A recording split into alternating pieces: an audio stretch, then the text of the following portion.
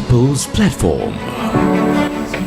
Good evening and welcome to the People's Platform. Now, Sri Lanka's education system has been criticised for its emphasis on rote memorisation over fostering critical thinking skills as well as creativity. As a result, a percentage of our children grow up into adults who struggle with securing gainful employment or are compelled to accept the bare minimum. In such a backdrop, how must we drive systemic change in education by bringing together government bodies, experts and other stakeholders? Let's find out. Our guest tonight is Dr. Sujata Gamage, Senior Research Fellow, Learn Asia. Good evening and welcome to the show, Dr. Sujata. Good evening. My first question to you, by the time our students complete their education, their formal education, they are quite old. Indeed, indeed. I mean, you talked about that they're not prepared, you know, that there's so much rote learning and suppressed creativity and critical thinking is suppressed. They study for exams. But more than that, actually, I did some analysis and I realized actually they are 19 years old when they sit for their A-levels. Just, they have no choice because that's when they can sit for their A-levels. And I think that's shocking to me. And also, I realized that from January and February, schools are closed. I know anybody who has children, they know the children are at home. To me, it's, you know, my children studied in the US, and I lived there for a while and they studied there. To me, it's shocking that, you know, what do working parents do? I mean, what do children do all day? So I think we really have a lot of structural issues, systemic issues that really, other than them having not a proper education as much as we like, you know, they're old when they get out of school. For example, there's an Olympiad, there's an international Olympiad contest for biology and physics and so on. For the biology Olympiad, they were interviewing students, they selected say 100 and 50% were already disqualified because they were 19 already.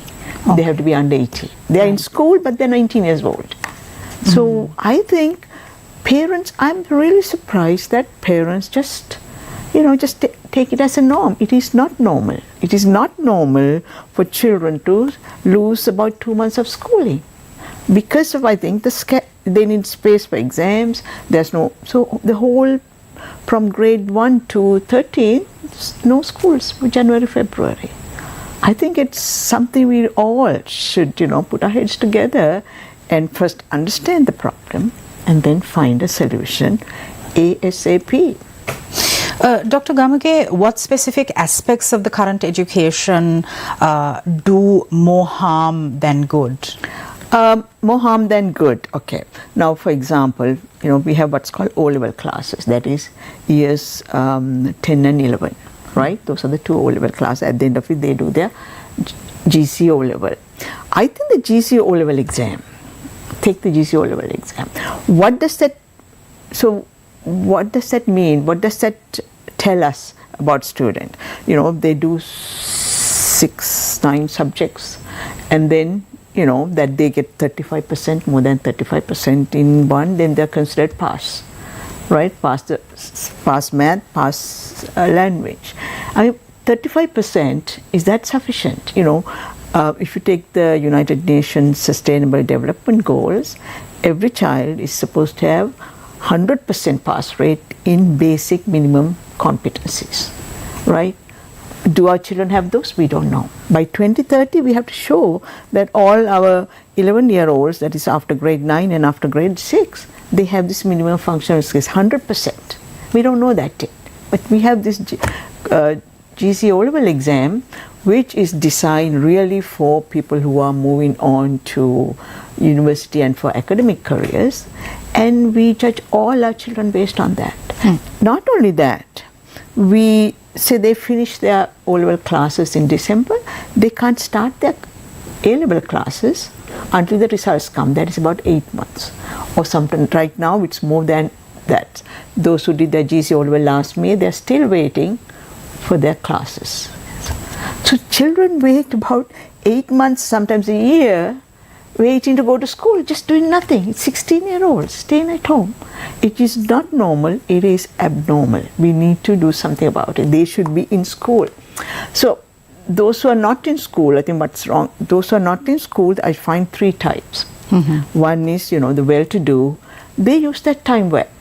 They do extracurricular work in school, do other things, they find internships, do all kinds, and actually they do foundation courses, and some of them already start in the university career. The middle level, they just waste their parents' money going for tuition classes. I mean, I think the amount parents must be spending, because they're forced, there's so much social pressure. And about 50%, the bottom, we have no idea what they do. Right? Maybe they're just they leave school because of that. So I think, if you ask me, why we stop children's education for exam, not just those who sit for the exam, but for all the children, I think that is something really wrong and really inconceivable to me that we do that. We need to people need to understand that, and we need to talk about it. And actually the authorities are aware, but we need to be a little more pushing to get something done. So the government is looking at a system of comprehensive education reforms right now. Yes. I mean, we are always looking at that. In 2020, there was an attempt, but but one thing about all those attempts is, as you mentioned the word systemic change, we did not look at systemic changes. That is, how do we change the administration, how do we change the funding, the basics, right, nuts and bolts. So this time there's a National Education Policy Framework that was put together by a committee appointed by the cabinet, and now it's implementation. Unfortunately, this is an election year, so I'm part of that oversight committee, and maybe we can get some things done. But definitely curriculum reforms have been going on, so they'll definitely be starting in 2025. Right. Curriculum does play a significant role in shaping education outcomes. What revisions, what changes are needed across subject areas, across grade levels, Dr. Gamage? I think reducing content is very important and more activity based, but it doesn't matter actually. The curriculum revisions, I'm not putting a lot of hope on that unless we change the exams. You have to begin with the end in mind. I mean, you can put all the nice things in the curriculum, but if children are judged by whether they get 35% in 6 subjects, and or whether some are aiming for 9As, some are aiming for 4As, and if that's your measure, and exams are designed, you can have all the best curricula, but if the exam design is all wrong, then teachers, everybody teach to the test. So we have to really change the exams. I think the curriculum reforms, they do as part of a cycle anyway. Every 8 years we change the curriculum. So to me, curriculum reforms, they should happen, they would happen, but nothing would change unless we change the exams. A fundamental issue in our education system is that we don't let our children accept failure. We don't train our children to accept failure. We only applaud victory, which is a fundamental flaw. Speak to us about this. Absolutely. So in the as I said, we judge children by their performance in 3-hour papers for 6 subjects, and nothing they did in the school, all the extracurricular, co-curricular work, all the leadership they've shown, it doesn't show. So one of the proposals is a completion certificate at the end of O-level classes and A-level classes. So right now we have 35% dropping off before their O-levels. And they really? Yes, absolutely. It used to be higher, and failure rate was higher, it's now better. And then another 20-25% drop off after A-levels. And they leave school without have nothing to show for them. So a completion certificate, this has been discussed in many ways. Some said skills passport, but a completion certificate will have they do exam, they do test in the school, they show performance, and they do co-curricular, extracurricular work, dance competitions, sports. Nothing is shown up in anything. So a completion certificate is a must. And I think then you go to a job interview and you can take that, and that will be attested by the principals and the school system. So I think that will be a big step. If we can have something for every child, then they have some reason to stay in school. Right now they look at the exams and say, no, I'm not going to sit for that. I work with a school in Colombo, in the heart of Colombo, on Muhammadin Amma, the Parakram Bhav Vidyalaya. There, it's about 5 years ago, nobody had passed O-levels. Can you imagine, right in the heart of Colombo? Okay. So they sit and just, there are so many children like that in Colombo, except the children who live in Colombo. Actually, you don't see them. All you see is these big national schools. So those children have no reason to stay in school. They know this exam, it's really not designed for them. It's designed for those, designed by academics for children like themselves. So I think the exam will be, the curriculum is just a change. I think the exams will be changed. More importantly, we have to reduce the number of subjects. Reduce. Societally, we kind of demonize subjects in the creative realm, like arts and craft. So cultural and societal factors also influence educational priorities and approaches. Yeah, but I find now the arts is getting a little more attention, and sports, there's more. But I think we need to formally recognize that. Sure. Formally, yeah. That's why I said the completion certificate that captures all those activities should be there. And we demonize math and language. And actually, if you take a look at the GC O-level exam paper. I mean, singular paper, it's really, I don't know, I will have a hard time. I have to study for that, to do that. Okay. Sit down. And it's not functional singular, it's not we really need to have a functional singular paper and another paper for, if you want to go on an academic path. So there's a lot that really needs to be done in terms of exams, and it's addressed in the education reforms. When and how it's going to get implemented is something else.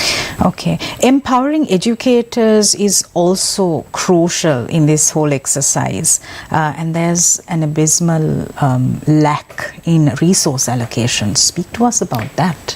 Yeah, I mean, if somebody asked me once, what are the key things you think should be in education, and I said teachers.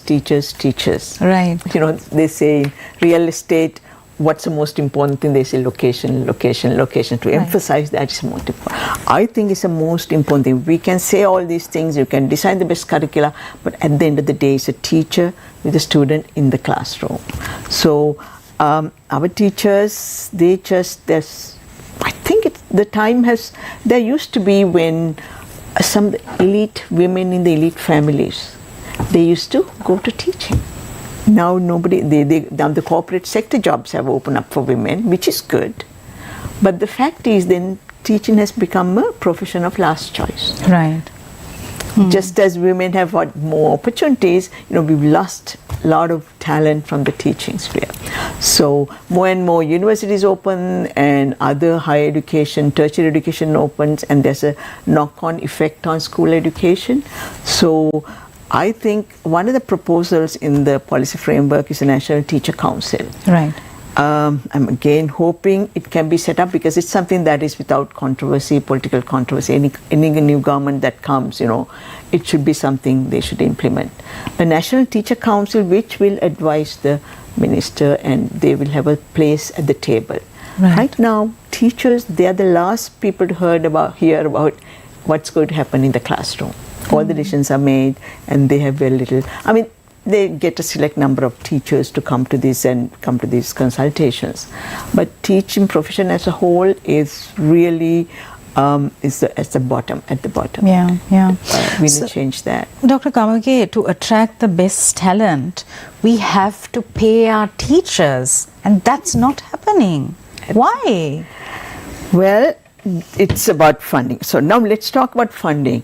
See, education funding, I don't think it's going to, we really need to double the school education budget. But something has to give. I mean, and I think it's a higher education that we need to have more private investments coming. Right now, what has happened is we've been fighting, you know, the interest groups have been fighting to keep higher education free of private education. Under the radar, what has happened? School education is privatized.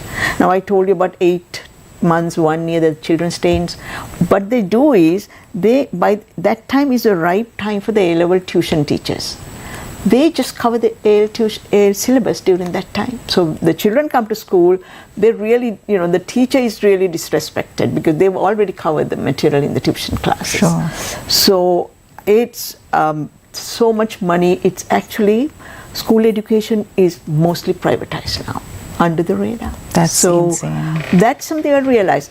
Higher education, of course, we need to, you know, everybody needs money, but over the years, the percent of money we spend on higher education as opposed to in relation to school education has been increasing. That's because there's a big, the vociferous group advocating for that. There's nobody talk about school education. School education is underfunded and therefore is getting privatized every, you know, in another few years, if we really don't intervene, you know, really public education will be just in, you know, buildings and teachers and desks only. So, Salvaging our education system is the topic of discussion tonight. We're going for a break. We'll be right back.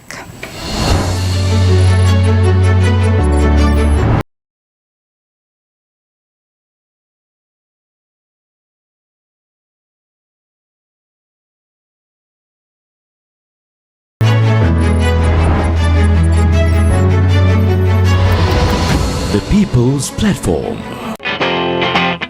Sri Lanka Pasal Cricket Vanch Katave Alu Banduna Sulu Hitainke Anu Hatarvani Abhimanvat Sangrameta Sial Sudanam Meka Tamai Big Magic for the 94th Battle of the Maroons.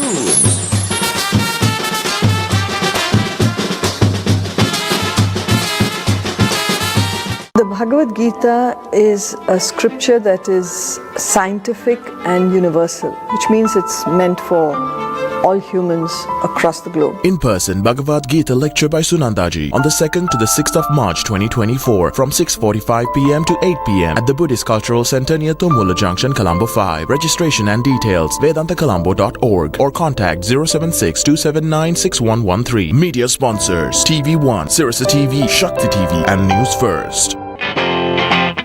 Sri Lanka Pasal Cricket Vanch Katave Alu Banduna Sulu Hitainke Anu Hatarvani Abhimanvat Sangrameta Sial Sudanam Meka Tamai Big Magic for the 94th Battle of the Maroons.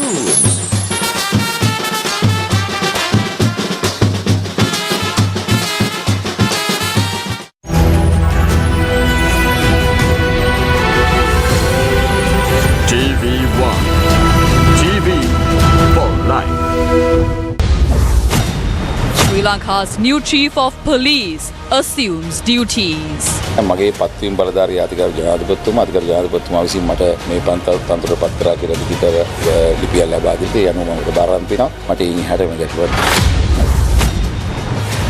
Supreme Court dismisses Sumandiran's FR against Online Safety Act.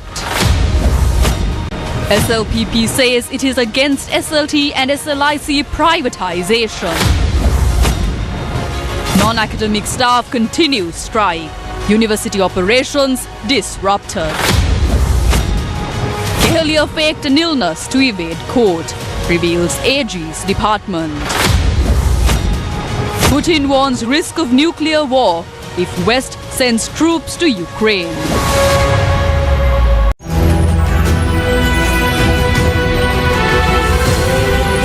TV1 TV for life.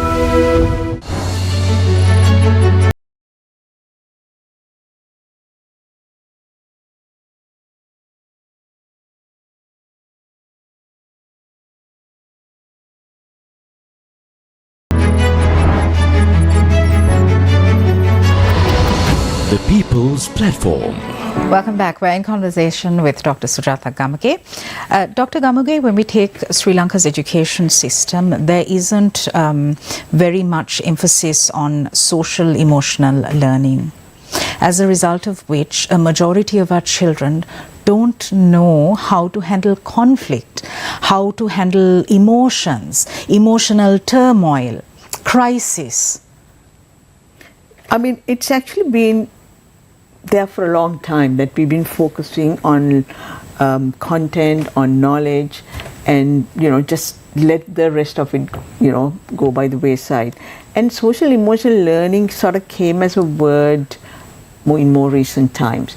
Earlier days, education is what you have remaining after you've forgotten everything. And how do you acquire that? It's through the environment. In the school we didn't used to think about it. Social emotion, how to, but now we have to bring it back because the curriculum, the school day is packed with so much stuff, and children don't have time to, really observe something, interact with people, interact with the teacher in between classes, and acquire those, small things that kind of bring together what we are as human beings.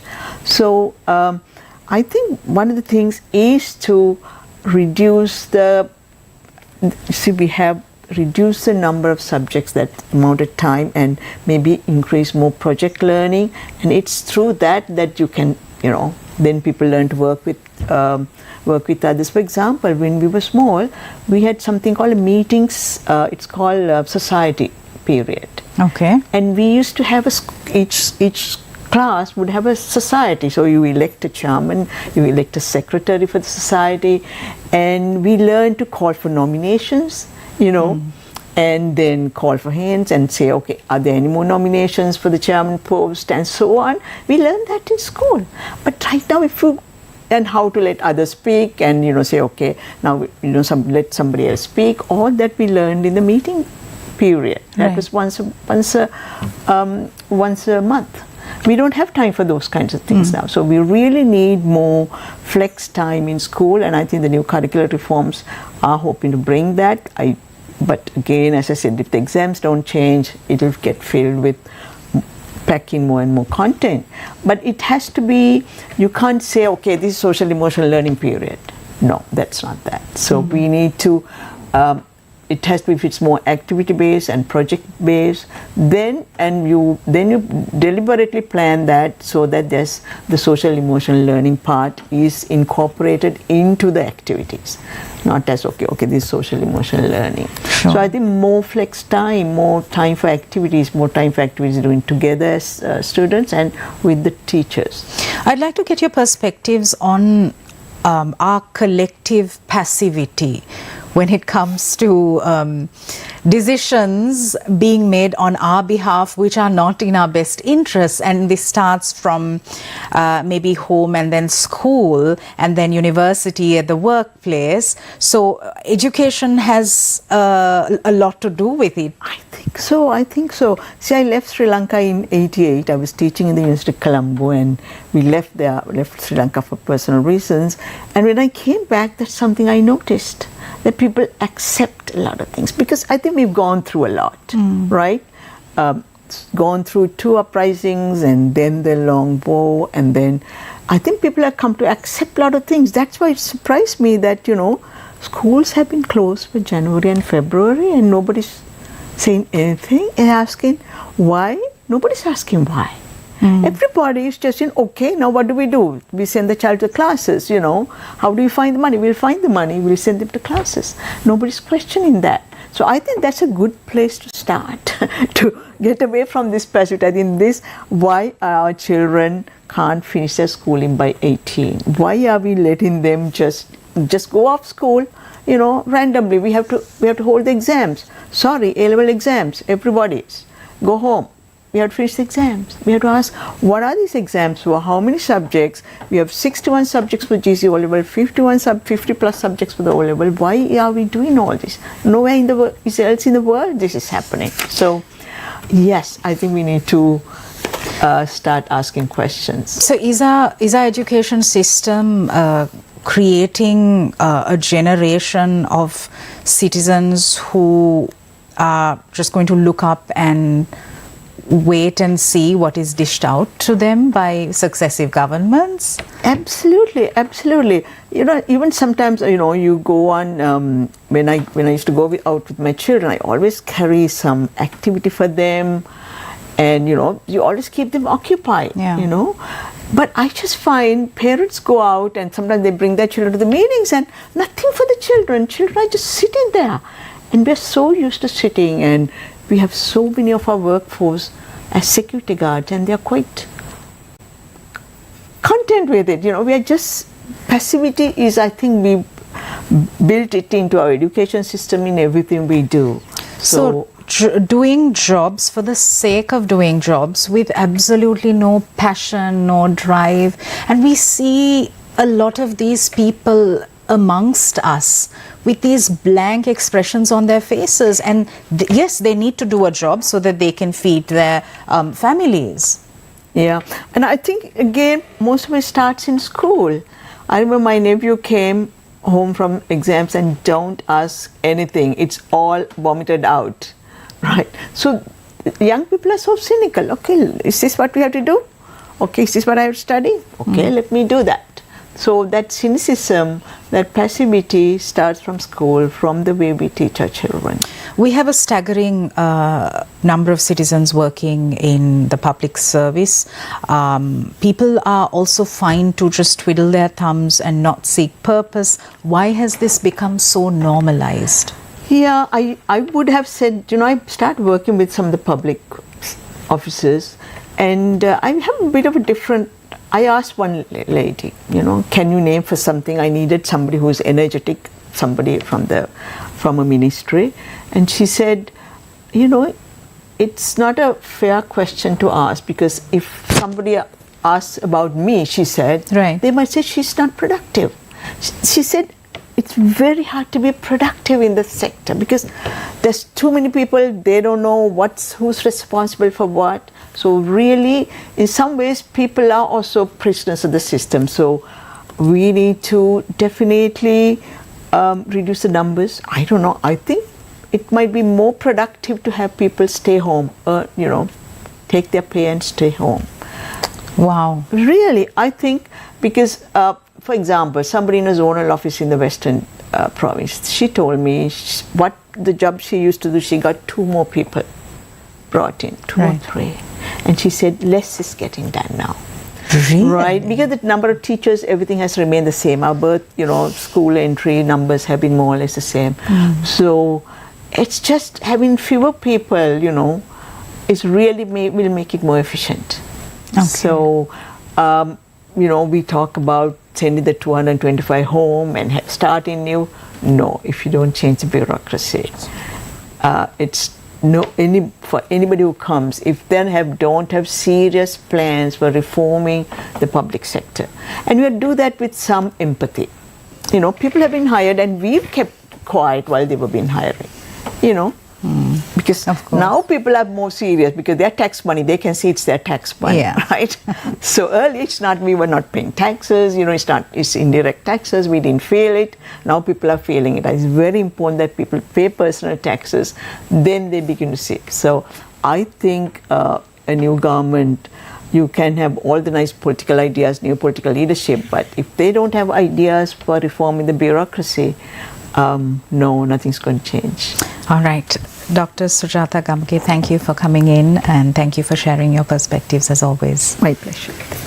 Thank you for watching us. We'll see you again tomorrow. Good night.